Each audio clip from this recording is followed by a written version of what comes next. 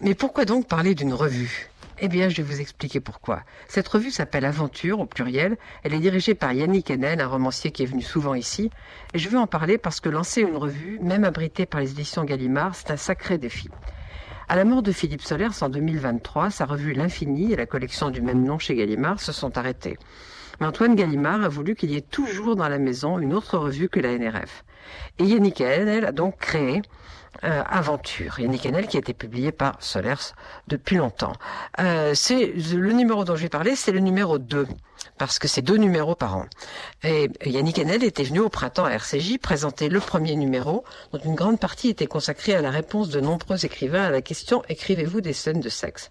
Le deuxième numéro est plus varié. Il fait intervenir des auteurs moins connus. Il est plus riche de découvertes dans la trentaine de contributions qu'il compose. Il y a donc des textes de prose, trois textes sur la poésie, de la fiction, et un passionnant entretien entre Yannick Enel et la cinéaste Alice Diop, dont le titre est « Les femmes noires qui écrivent nous sauvent ». Et la dernière phrase, « La violence raciste m'a toujours pétrifiée, mais le soin qu'apportent ces femmes à la raconter a détourné ma colère ». Pour vous donner vraiment envie d'embarquer avec Yannick Enel dans l'aventure, je vais vous lire quelques phrases de son éditorial qui s'appelle « Nos passions ». Donc voici le début. Le monde est un repassionné.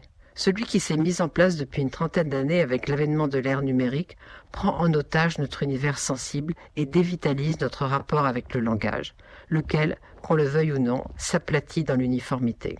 Le monde est un repassionné.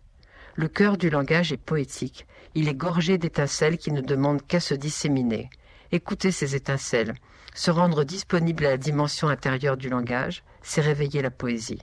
La littérature est cet acte. Elle réveille le point d'effervescence. Chaque phrase a le pouvoir d'inonder le monde de ses nuances. A-t-on le désir de trouver de telles phrases ?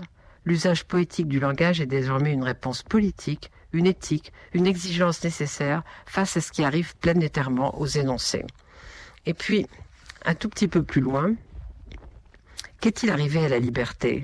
On dirait qu'elle fait peur, et même honte à celles et ceux qui devraient s'en emparer pour changer à chaque instant le monde. Le renoncement règne et son langage est misérable. Le monde est à repassionner, c'est-à-dire à remettre en liberté. Le langage de la littérature, c'est-à-dire la poésie, réveille en chacun de nous la vie libre. Ce numéro d'aventure est entièrement voué à nos passions. En déchaînant notre enthousiasme, elle nous délivre de l'emprise, les passions sont gratuites, leur excès les soustrait au monde servile de l'utile. Ainsi avons-nous invité des écrivains et des écrivaines à témoigner de leur passion pour quelqu'un. Et puis, comme l'Infini de Philippe Solers, c'était aussi une collection, pas seulement une revue, Aventure de Yannick Enel est une revue et aussi une collection qui va commencer avec 2 jeunes écrivains dont on lit des textes dans ce premier numéro de la revue. Rose Vidal et Julien de Kervillers. Voilà, il faut défendre les revues. Aventure, ça fait 200 pages, ça coûte 20 € et c'est chez Gallimard.